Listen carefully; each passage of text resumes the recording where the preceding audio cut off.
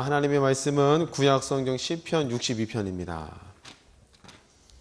시편 62편. 담임 목사가 없으니까 부흥이 되네요. 너무 좋네요. 자주 나가야 되겠습니다. 시편 62편 1절로 끝절까지의 말씀을 우리 한 목소리로 합독하겠습니다. 다 찾으셨나요? 시편 62편 같이 읽겠습니다. 시작. 나의 영혼이 잠잠히 하나님만 바라며 나의 구원이 그에게서 나오는도다. 오직 그만이 나의 반석이시요 나의 구원이시요 나의 요새이시니 내가 크게 흔들리지 아니하리로다. 넘어지는 담과 흔들리는 울타리같이 사람을 죽이려고 너희가 일제히 공격하기를 언제까지 하려느냐. 그들이 그를 그의 높은 자리에서 떨어뜨리기만 꾀하고 거짓을 즐겨하니 입으로는 축복이요 속으로는 저주로다. 셀라. 나의 영혼아 잠잠히 하나님만 바라라. 물은 나의 소망이 그로부터 나오는도다. 오직 그만이 나의 반석이시요 나의 구원이시요 나의 요새이시니 내가 흔들리지 아니하리로다. 나의 구원과 영광이 하나님께 있으며 내 힘의 반석과 피난처도 하나님께 있도다. 백성들아 시시로 그를 의지하고 그의 앞에 마음을 토하라. 하나님은 우리의 피난처시로다. 셀라. 아 슬프도다. 사람은 입김이요 인생도 속임수이니 저울에 달면 그들은 입김보다 가벼우리로다. 포악을 의지하지 말며 탈취한 곳으로 허망하여지지 말며 재물인으로도 거기에 마음을 두지 말지어다. 하나님이 한두 번 하신 말씀을 내가 들었나니 권능은 하나님께 속하였도다 하셨도다. 주의 인자함은 주께 속하오니 주께서 각 사람이 행한 대로 갚으심이니이다. 아멘. 우리 옆에 분과 인사 나누겠습니다. 잘 오셨습니다. 큰 은혜 받으세요. 오전 시간에는 시편 62편 말씀을 통해 잠잠히 하나님을 바라봄이라는 제목으로 함께 은혜를 나누고자 합니다.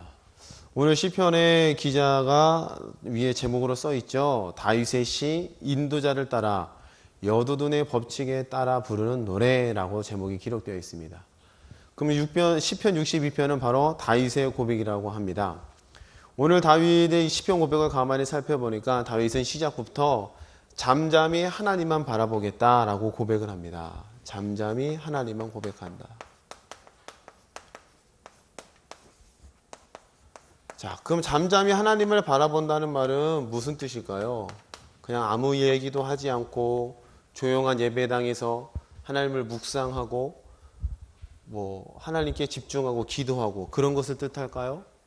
근데 오늘 시편 62편에 보면 단순히 그런 생각을 뛰어넘는 아주 복잡하고 어려운 상황 가운데서 하나님을 힘있게 바라본다, 하나님께 집중한다라는 것을 우리는 시편을 통해서 확인할 수가 있습니다.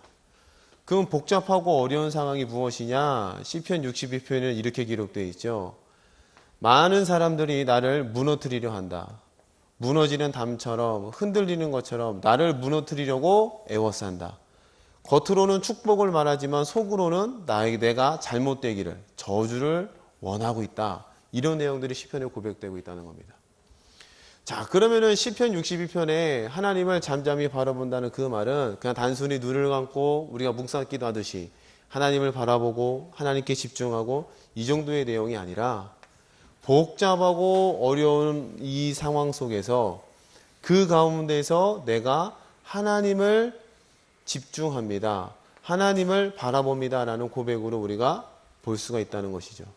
그럼 복잡하고 어렵다는 이 뜻은 또 뭐라고 해석할 수 있느냐?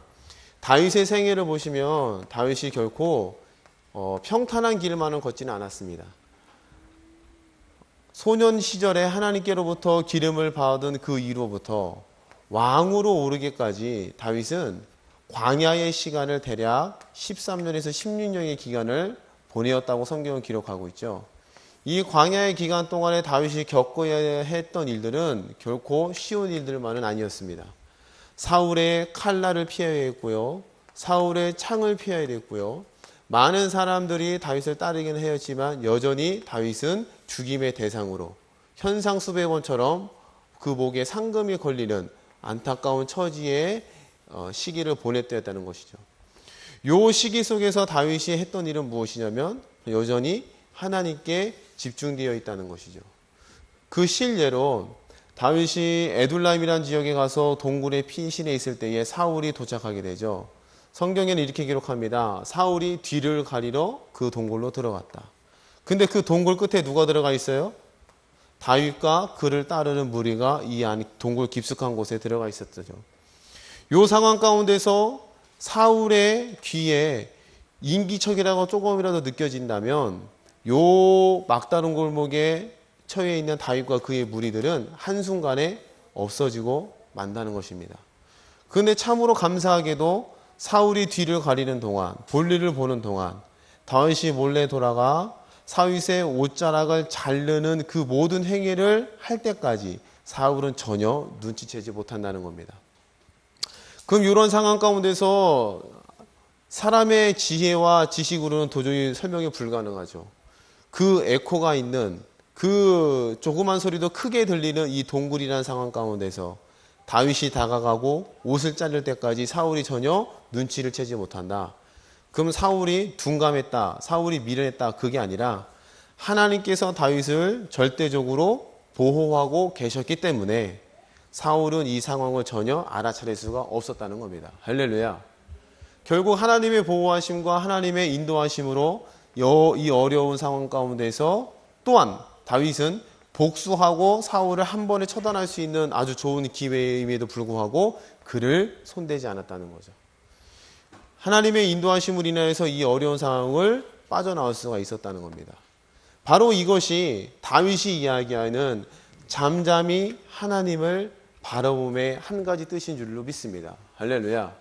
그냥 단순히 하나님은 내가 생각합니다. 하나님, 내가 하나님을 바라봅니다. 내가 주님을 사랑합니다. 이러한 어떤 단순한 고백 가운데 머무는 게 아니라 아주 복잡한 상황 가운데서 그의 중심이, 그의 마음이 흐트러지지 아니하고 하나님을 오로지 한 길로서만, 한 눈으로서 하나님을 바라보고 있다는 것이 바로 하나님께 집중함이 아닐까 저는 생각합니다. 오늘 하나로교회 우리 모든 성도들이 이렇게 하나님을 바라보기를 주님으로 축복합니다. 아멘.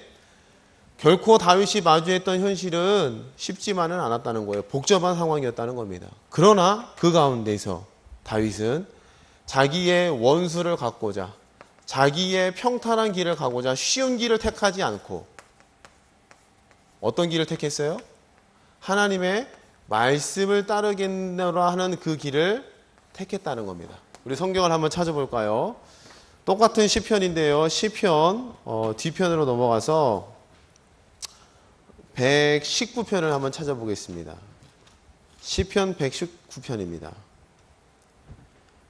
시편에서 가장 긴 장이죠. 시편 119편에 보시면 이런 고백이 나옵니다. 119편 49절부터 보겠습니다. 다 찾으셨나요? 같이 읽어볼까요? 49절부터 시작.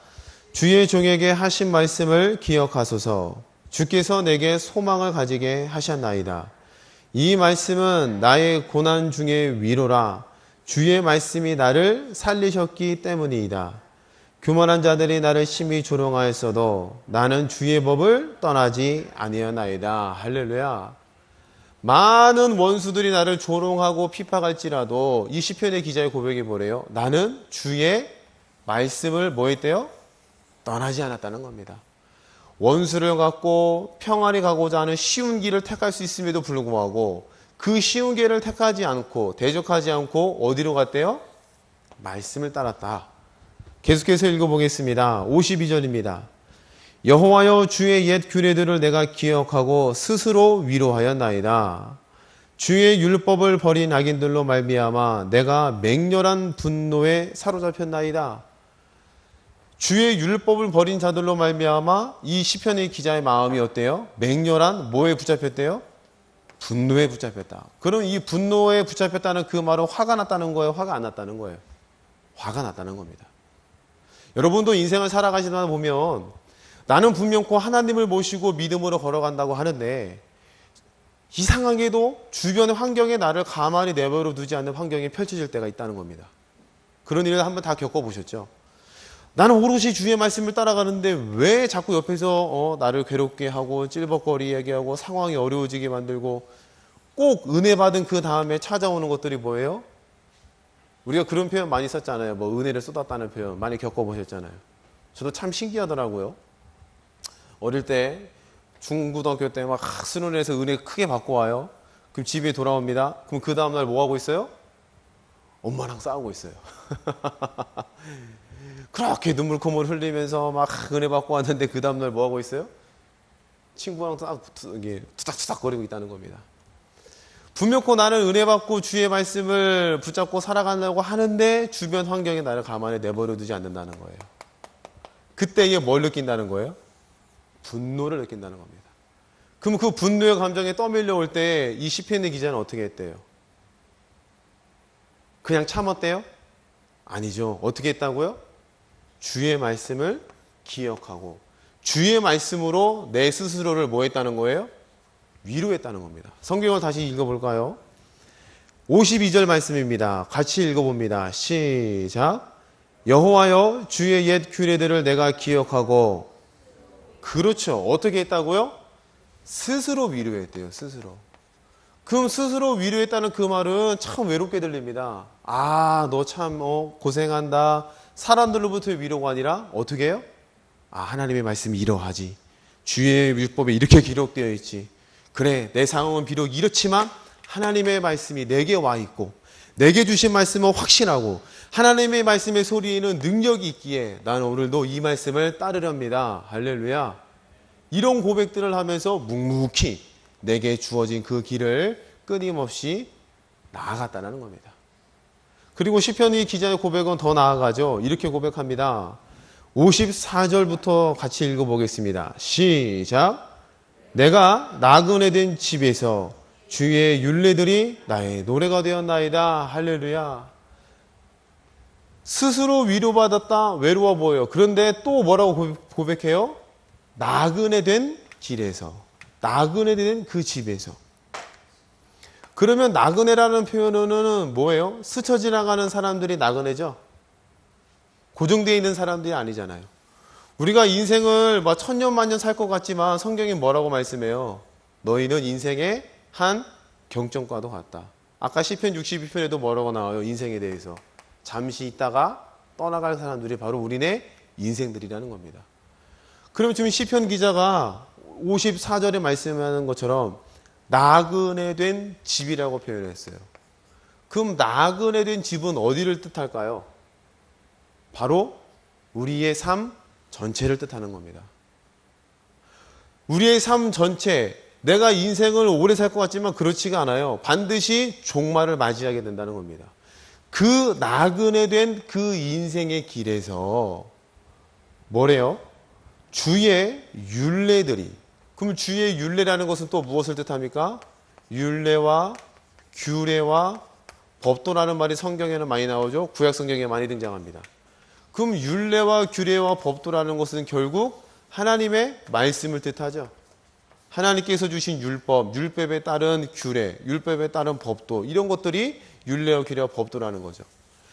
나그네 된 집에서 내가 무엇을 따랐다고요? 주님의 말씀을 기억하고 주의 말씀을 지켰다는 겁니다. 그러면 내 인생길에서 어차피 한 번은 종말을 맞이하는 그 오래 영원히 지속되진 나의 인생길에서 내가 따라가야 할 그 길은 단 한 가지라는 거죠. 뭐라고요? 하나님의 말씀이라는 겁니다. 할렐루야. 그 말씀으로 인하여서 내가 스스로를 위로하고 그 능력을 내가 체험하고, 그렇기 때문에 이 인생 전체 달콤한 맛도 있고 좋은 맛도 있고 여러 가지 행복한 것들이 많이 있지만 결국 그 인생도 뭐라고 바라볼 수 있어요? 잠시 있다가 떨어지는 나그네와 같은 길이라고 이야기할 수 있다는 것이죠.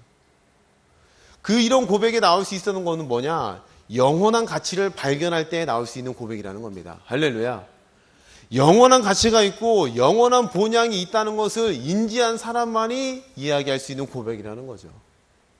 그 나그네 된 길에서 내가 고백할 수 있는 것은 하나님의 말씀을 지킨 것이 내 전부입니다. 자, 시편 62편에 다윗이 잠잠히 하나님을 바라봅니다 라고 했을 때에 이 하나님을 바라보면 하나님, 제가 하나님을 바라봐요.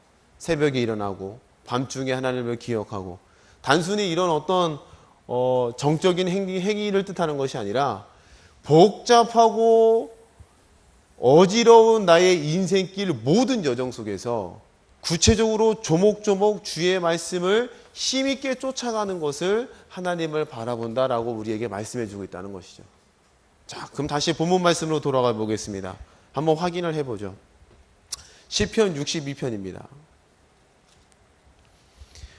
시편 62편 3절입니다. 넘어지는 담과 흔들리는 울타리같이 사람을 죽이려고 너희가 일제히 공격하기를 언제까지 하려느냐? 그들이 그를 그의 높은 자리에서 떨어뜨리기만 꾀하고 거짓을 즐겨하니 입으로는 축복이요 속으로는 저주로다. 3절과 4절의 말씀을 보니 어때요? 인생 전체가 나를 격려하고 축하하고 지지해주는 사람은 단 한 사람도 없다는 겁니다. 여러분이 세상을 살아보셔서 아시죠? 저 문 밖에만 나가면 어때요? 세상이 냉철하지 않습니까? 그러지 않으세요? 굳이 뭐 설명 안 하셔도 다 아실 것 같은 표정들입니다. 어느 것 하나 누구 하나 동정해 주지 않고 어느 누구 하나 편히 봐주지 않는 것들이 바로 세상입니다. 세상은 냉철합니다. 그러한 냉철한 생각 가운데서 뭐래요? 입으로는 축복이래요. 그래, 너 축복해, 너 잘 되길 바란다 말은 하고 있지만 속마음은 어때요? 시커멓다는 겁니다. 안 됐으면 좋겠고 너보다 내가 더 잘 됐으면 좋겠고. 우리가 지금 무한 경쟁행 사회 시대에 살고 있잖아요. 우리 어린 학생들이 학교에 가면서부터 벌써 경쟁 시대에 들어갑니다. 1000명 안에 들어가야 어디에 가요? 그렇죠. S대에 갈 수 있잖아요. 1000명 안에 들어가요. 전국 석차 1000명 안에 들어가야지만이 그 S대에 들어가서 사회에서 좀 떵떵거리며 살 수 있는 바탕을 마련할 수 있다는 겁니다. 그럼 이미 어린아이부터 학교의 제도권에 들어가기 전부터 아이들은 경쟁의 구도 속에서 인생을 살아본 어머니로부터 부모로부터 교육을 받아 그 경쟁 속에서 몰리고 있다는 거예요. 제가 근처 교회 어떤 권사님께 그런 이야기를 들었어요. 자기 아들이 축구 선수였대요. 권사님이셨는데 축구 선수로 키워보니까 요즘 U20 월드컵 아시죠? 여러분들은 역시 장로님 한 번만 고개를 끄덕거리세요. 축구 좋아하시죠, 장로님? 네. 우리 장로님 같은 분이 교회 많이 왔으면 좋겠습니다. 야구를 해도 이게 밋밋하고요. 뭔 스포츠를 얘기해도 반응이 없어요, 우리는. 이게 정말 타락한 목사인 것 같아요. 다들 기도와 말씀에 전무하는 우리 성도님들이라. 그 U20 축구를 보니까 되게 재밌어요. 근데 축구를 하는 아들을 둔 권사님의 고백이 그래요. 겉모습을 축구한다니까 굉장히 와해요. 그런데 실상을 들여다보면은 그 수많은 학생들 중에 축구하는 아이들이 많겠어요, 적겠어요? 퍼센트로 따지면 10% 미만이라는 거예요. 그럼 그 10% 미만의 아이들 속에서 또 대표팀에 들어가기 위해서, 이 U20에 들어가기 위해서 또 경쟁을 하기 시작해요. 그러면 시합을 하다 보면 상대편, 우리 같은 팀이지만 같은 팀 안에 다른 아들이 막 이렇게 다쳐요. 그건 다치면 겉으로는 어떻게 해요? 어머머머머머머. 오! 근데 속으로는 아싸, 우리 아들이 올라갈 수 있는. 감 잡히세요? 그럴 수밖에 없는 게 사회라는 겁니다. 뭐 교회는 안 그럴 것 같아요? 옆에 교회가 부흥하면 이 교회는 이야 박수 치지. 속은 어떨 것 같아요? 저도 목사긴 하지만 솔직히 마음이 썩 좋지는 않아요. 또 저만 나쁜 놈 만들지 마시고 다들 고기 좀 끄덕거리세요 좀. 사람의 본심이 다 그렇다는 겁니다. 사촌이 땅한 사람 배가 아프다는 거예요. 세상이 그렇다는 거예요. 문방만 나가면 그래요. 그런 생활 속에서 다윗이 어린 나이에 왕으로 기름을 받았다는 거예요. 그러니 얼마나 시기가 많고 질투가 많고 지금 왕위에 올라가 있는 사울이 왕이 얼마나 죽이고 싶은 마음이 크겠습니까? 그런데 그때에 다윗의 고백은 뭐예요? 그래, 내가 왕위에 올라가 봐. 너 다 죽여버릴 거야. 왕위에 올라가면 다 숙청해버릴 거야. 이런 마음을 품었을까요? 아니라는 겁니다. 어떻게 했다고요? 잠잠히 하나님을 바라봄. 그럼 잠잠히 하나님을 바랐다는 그것은 무슨 뜻이냐? 아, 하나님 제 주님을 사랑합니다. 묵상합니다. 찬양합니다. 할렐루야. 이 정도의 고백이 아니라 자기의 삶의 가치관을 하나님의 말씀으로 바꿔냈다는 거예요. 할렐루야. 자기가 행동하는 하나하나의 모든 근거가 뭐였다는 거예요? 주의 말씀이었다는 겁니다. 그렇기 때문에 왕 위에 올라갔을 때 다윗은 원수 갚는 일을 했어요? 안 했어요? 안 했다는 겁니다. 만약에 분노에 사로잡혀 있고 만약에 저들을 내가 보복하겠다는 그 엄청난 감정 속에 휘말려 있다면은 분명코 다윗이 왕으로 올라갔다면 복수로 감행했을 겁니다. 근데 그러지가 않았다는 거예요.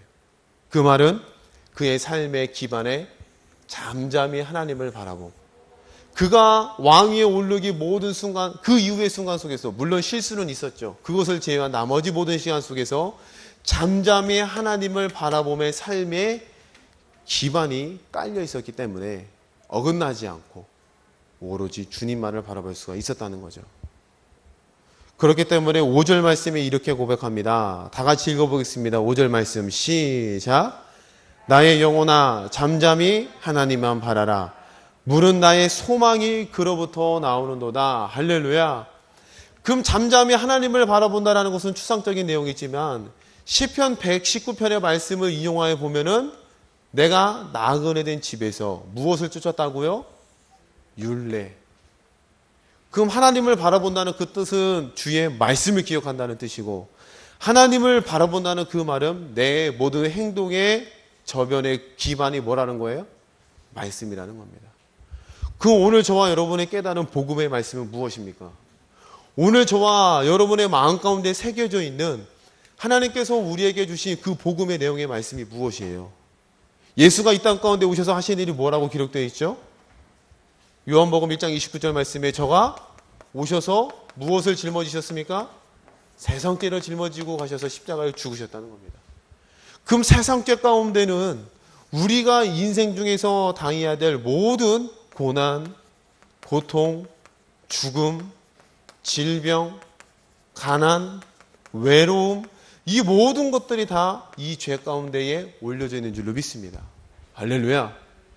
그렇기 때문에 예수님께서 이 십자가의 죽으심을 통해 궁극적으로 우리에게 천국으로 갈 수 있는 길을 열어주었을 뿐만 아니라 이 생애를 살아가면서 우리가 나그네 된 이 인생을 살아가면서 누릴 수 있는 이 땅에서의 구원을 누릴 수 있는 길을 예수가 여신 줄로 믿습니다. 할렐루야. 고로 예수님께서 이렇게 말씀하셨죠. 내가 길이요 진리요 생명이라. 나로 말미암지 않고는 아버지께로 갈 자가 아무도 없도다. 할렐루야. 그럼 아버지께 간다는 그 말은 단순히 천국의 장소, 한 장소로만 간다? 그게 아니라 이 땅에서 아버지의 구원을 누리는 것, 그것도 우리에게 말씀하신 줄로 믿습니다.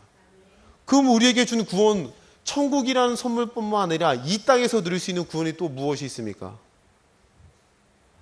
질병을 이겨낼 수 있는, 할렐루야. 가난을 이겨낼 수 있는, 할렐루야. 시험을 이겨낼 수 있는, 할렐루야. 그 구원을 우리에게 주셨다는 거예요. 그럼 우리가 이 땅 가운데에서 살아갈 삶의 모습이 어때야 되겠습니까? 저기 멀리 있는 천국만을 바라보고 그래 나는 천국에 갈 거야 입성할 거야 라고 하면서 멀리 있는 천국만을 바라봐야 되나요? 아니죠. 잠잠히 하나님을 이 땅에서 내 삶 속에서 나그네 같은 내 인생 가운데서 주님을 바라봐야 할 줄로 믿습니다. 할렐루야. 결코 우리의 구원이 멀리 있지 않습니다. 예수께서 완성해 놓으신 구원의 말씀들, 내가 채찍에 맞았으므로 너희는 나음을 얻었도다. 내가 가난하게 되면 너희를 부유하게 하렵니다. 시험이 없는 자로서 시험을 당하면 너희로 은혜의 보좌 앞에 담대히 나가려 함이라 라는 말씀들을 믿음으로 붙잡고 살아나가신다면 내 복잡한, 내 어려운 그 나그네의 인생길 가운데 무엇이 이루어질까요? 구원이. 하나님의 말씀의 소리의 능력이 내 삶 가운데 현실로 나타날 줄로 믿습니다. 그러면 저와 여러분들에게 필요한 건 뭐예요? 주의 말씀을 기억하고 그 말씀으로 위로받고 그 말씀을 집중하고 그러므로 우리는 이 복잡한 모든 내용을 단 한마디로 줄이면 뭐라고 줄일 수 있을까요? 따라합니다. 오직 예수. 오직 그리스도. 오직 말씀. 할렐루야. 이 단순한 한마디의 짧은 구절 가운데에 이 엄청난 내용들이 포함되어 있는 것을 여러분 깨달으시기 바랍니다. 잠잠히 내가 사업하는 환경 가운데에 적용시켜야 할 말씀이 이 성경 가운데 기록되어 있습니다. 내가 자녀를 양육하는 그 가운데에 이 자녀를 어떻게 양육하고 길러야 될까의 말씀들이 이 성경 가운데 기록되어 있다는 겁니다. 내가 여러 가지 삶의 환경들을 살아갈 때에 그 순간순간에 마땅히 따라가야 할 말씀들이 이 성경 가운데에 기록되어 있다는 거죠. 할렐루야. 고로 여러분들이 이 성경을 늘 가까이 하기를 축복합니다. 그 가까이 하고 따르고 묵상하고 나아가는 그 모든 것들이 바로 잠잠히 하나님을 바라보며의 모든 과정 속에 들어가는 내용인 줄로 믿습니다. 오늘 시편의 다윗의 기자는 여기서 그치지 않아요. 이렇게 잠잠히 나아갈 때에 나는 반드시 이긴다. 하나님은 나의 요새이시기 때문에. 내가 잠잠히 하나님을 바라볼 때 나는 승리한다. 왜? 하나님 나의 산성이시기 때문에. 그러면 그 가운데 그 뒤에 있는 고난 뒤에 있는 승리를 이 다윗은 확신했다는 겁니다. 그럼 승리를 확신한 그 다음에 다윗은 또 이런 말씀을 해요. 자, 본문 말씀을 살펴보겠습니다. 5절 말씀입니다. 나의 영혼아 잠잠히 하나님만 바라라. 물은 나의 소망이 그로부터 나오는도다.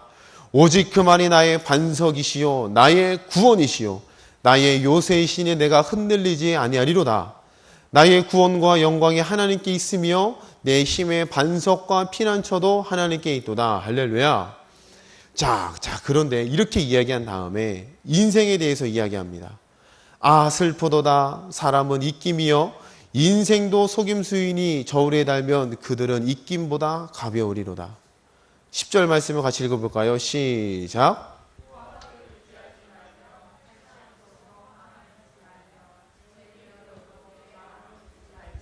할렐루야. 포악을 의지하지 말며 탈취한 곳으로 허망하여 지지 말며 재물인으로도 거기에 마음을 두지 말지어다. 그러면 반드시 그 뒤에 승리가 찾아오게 되는데 그 승리 속에 취하래요? 취하지 말래요? 취하지 말라는 겁니다. 무슨 말인지 이해되세요?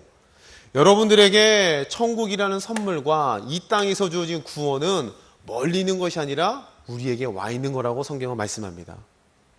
그럼 그 와 있는 것을 누리는 열쇠는 뭐예요? 믿음이라는 키죠. 이 말씀을 내가 믿고 이 말씀을 내가 행하는 그 믿음의 키로서 이 구원을 날마다 누릴 수가 있다는 거예요. 그러면 그 뒤에 찾아오고 있는 승리는 멀리 있는 거예요? 가까이 있는 거예요? 가까이 있고 내게 이미 주어진 거라는 겁니다. 그럼 승리가 찾아왔을 때 우리가 가져야 될 인생의 태도는 뭐예요? 그 승리에 취하지 말고 어디로 돌아가셔야 돼요? 하나님의 말씀. 여러분들이 예수 그리스도를 믿고 이 구원의 말씀을 착실히 따라갈 때에 반드시 우리에게 이 구원이 존재가 되어 나타나는 줄로 믿습니다. 요한일서 1장 1, 2절의 말씀처럼 태초부터 있던 생명의 말씀에 관하여 내가 들은 바요 귀로 들은 바요 손으로 만진 바라. 할렐루야. 그건 만져진 곳으로 나타난다는 거예요. 그 만져진 곳으로 나타나서 승리가 내게 주어졌을 때에 내가 마음속에 품어야 될 것은 뭐예요? 이 승리의 결과가 아니라 승리를 주신 주님, 다른 말로 표현하면 그 말씀을 놓치지 말라는 뜻인 줄로 믿습니다. 할렐루야. 저번에도 예를 들어서 설명드렸죠. 베드로가 하나의 가정입니다. 베드로라는 사람이 예수님께로부터 말씀을 받았습니다. 어떤 말씀을 받았죠? 배 우편에 그물을 던져라.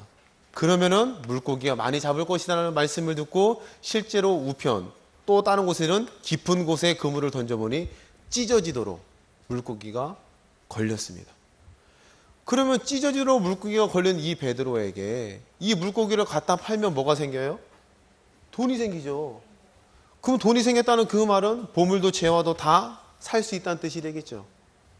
그럼 베드로에게 주어진 복은 돈과 많은 물고기가 아니라 뭐예요? 그물을 던져라.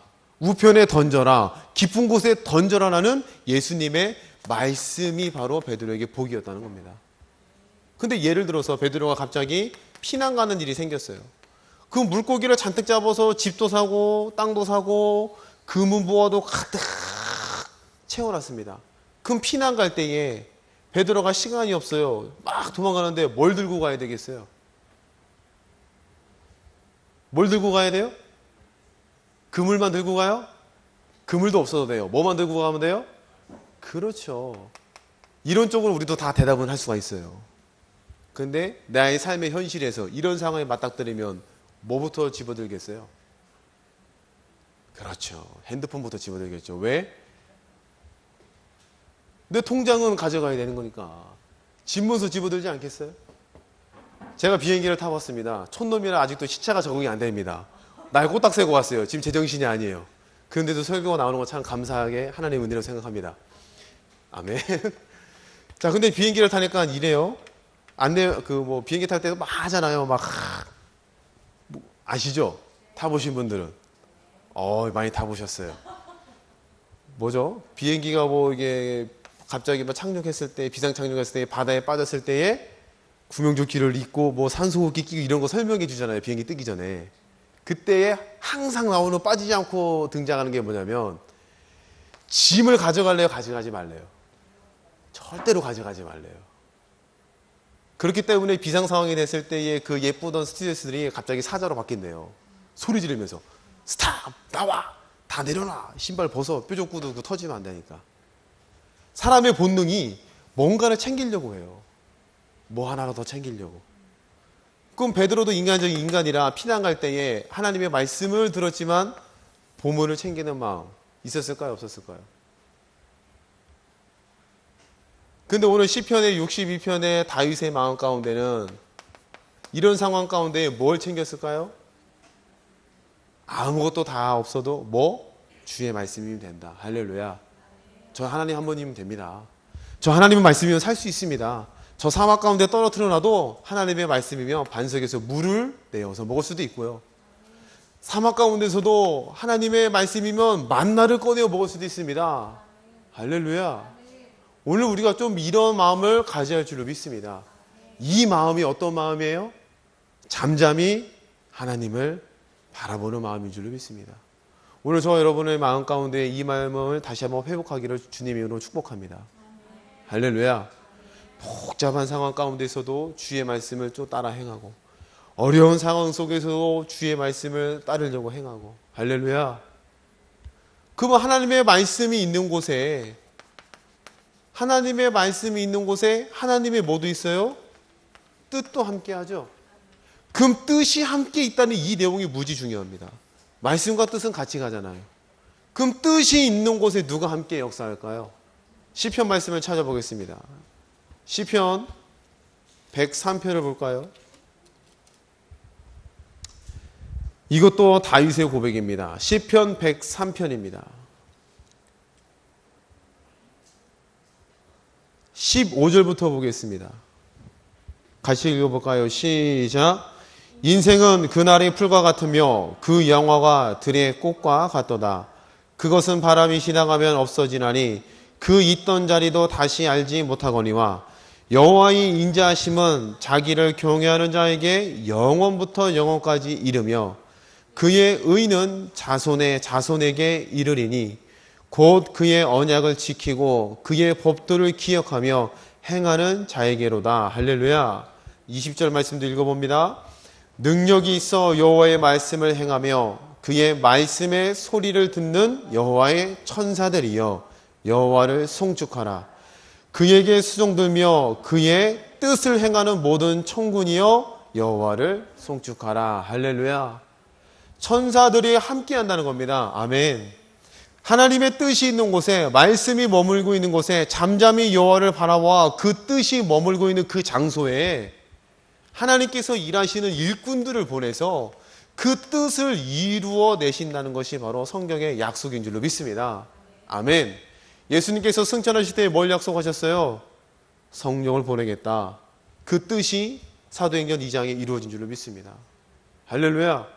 하나님의 말씀이 선포되는 그곳에 그 뜻이 이루어졌다는 겁니다. 여리고성을 정복할 때에, 요단강을 건너갈 때에, 광야 40년 길을 걸어갈 때에 12사도들이 그 수많은 곳을 목숨을 걸고 헤쳐나가면서 복음을 전도하는 그곳에 하나님의 뜻이 있기에 누가 함께 일했어요? 일꾼들이 일했다는 겁니다. 그 일꾼들은 그때만 일하는 것이 아니라 오늘 우리들에게도 동일하게 역사하는 줄로 믿습니다. 그럼 오늘 우리가 해야 될 일은 무엇이겠습니까? 잠잠히 여호와를 바라보는 일, 그것이 우리의 전부인 줄로 믿습니다. 오늘 저와 여러분의 마음 가운데 다시 한번 이 마음을 회복하고 기억하셔서 한 주간의 삶 가운데서도 많은 간증과 기적들을, 구원들을 누리며 만들어내는 믿음의 성도 여러분 되기를 주님의 이름으로 축복합니다. 우리 옆에 분과 인사하겠습니다. 잠잠히 주님을 바라봅시다. 한 번만 더 인사할까요? 정신 차리고 똑바로 바라봅시다. 우리 찬송